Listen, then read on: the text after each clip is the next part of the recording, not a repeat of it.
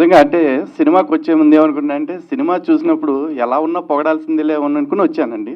వచ్చిన తర్వాత సినిమా చూసి అయ్యో మాట్లాడే అవకాశం రాకుండా వెళ్ళిపోతానేమో అనిపించింది. సినిమా చూస్తున్నంతసేపు నిజంగా అంత అద్భుతంగా అనిపించింది. అదే నాకు సినిమా నటుల గురించి సాంకేతిక బృందం గురించి మాట్లాడే ముందు ఈ కమర్షియల్ ఆస్పెక్ట్స్ నాకు పెద్దగా తెలియదండి. But one thing I can say, ఈ సినిమా ద్వారా మీకు ఇలాంటి ఇంకో 10 సినిమాలు తీసే అంత డబ్బులు రావాలని మనస్ఫూర్తిగా కోరుకుంటున్నా.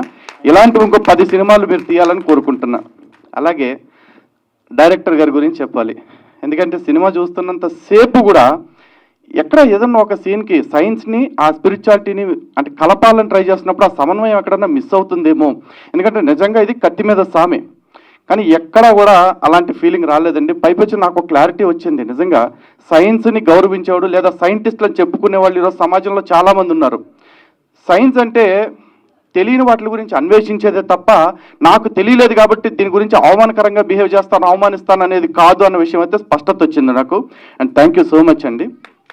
అట్లాగే సనాతన ధర్మంలో ఉన్న చాలా గొప్ప విషయాల్ని చాలా కేర్ఫుల్గా డీల్ చేశారు. నిజంగా hats off.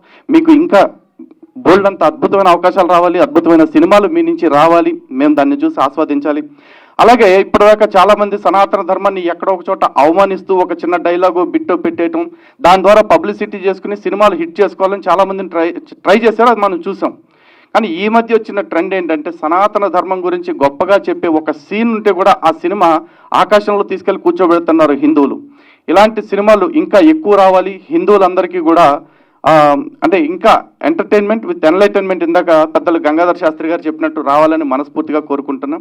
And Sai Kumar గారు, యాజ్ యూజువల్ మీ వాయిస్ ఎక్కడున్నా అక్కడ అమృతం పోసినట్టే ఉంటుంది చెవులకి, అలాగే ఉంది. అండ్ ఆది సాయి కుమార్ గారు రాకింగ్ అండి. ఎందుకంటే ఫస్ట్ నుంచి ఆయన సినిమాలు అన్నీ చూస్తూ ఉన్నాను నేను.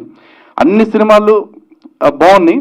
కాకపోతే ఈ సినిమా గురించి చెప్పాలంటే ఇంకా ఒక స్టార్ రేంజ్కి వెళ్ళిపోయారు. ఇంకా ఆయన అసలు వెనక ముందు ఆలోచించుకునే పరిస్థితి లేదు. ఇక అట్ ద సేమ్ టైం అర్చన గారు మా బంగారు తల్లిలాగా ఉన్నారు, మహాలక్ష్మి. నిజంగా అట్లాగే ఉన్నారు సినిమాలో చూస్తున్నంతసేపు. మీకు కూడా ఇంకా బోల్డ్ అన్ని ఆఫర్స్ రావాలని, మంచి మంచి సినిమాలు మీరు చేయాలని మనస్ఫూర్తిగా కోరుకుంటున్నాను. ధన్యవాదాలండి. జై శ్రీరామ్. అండ్ స్పెషల్లీ బీజిఎం గురించి చెప్పాలండి, మ్యూజిక్ గురించి. శ్రీచరణ్ గారు అసలు మామూలుగా లేదు, అసలు ఇంకా కేక అంతే. సూపర్. జై శ్రీరామ్.